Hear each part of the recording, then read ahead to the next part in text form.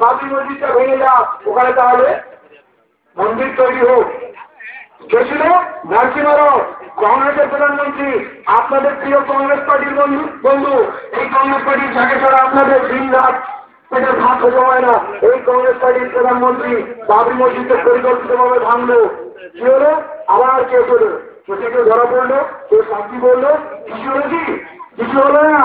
আপনাকে বলি, দেশ স্বাধীন হওয়ার পর এরা বললো সোমনাথ মন্দিরকে নাকি নাজির সাহেব বোমবার ভেঙে ক্ষতিগ্রস্ত করেছে, অর্থাৎ সরকারি তহবিল থেকে টাকা দিয়ে সোমনাথ মন্দিরকে নতুন করে তৈরি করা হলো, ওর রিপেয়ারিং করা হলো সরকারি খরচে। গোল্ডেন টেম্পল ইন্দিরা গান্ধীর সময় ওর মধ্যে গুলিবাড়ি লাগানো হলো, ওদের ট্যাঙ্ক চললো, প্রচুর অংশ ভেঙে গেল, সরকারি খরচে টেম্পল, গোল্ডেন টেম্পল শিখদের উপাসনালয় তাকে তৈরি করা হলো। এবং ভারতের যে হোম মিনিস্টার ছিল, গৃহমন্ত্রী বুটা সিং, সে কি করলো? ওখানে গিয়ে ক্ষমা চাইলো।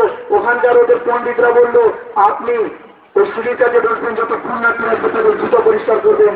ভারতের হোম মিনিস্টার, ভারতের গৃহমন্ত্রী জুতো পরিষ্কার করলো, মন্দির সারিয়ে দেওয়া হলো। কিন্তু বাবরি মসজিদ, তারা ছিল মাত্র শিখরা 3%। বাবরি মসজিদ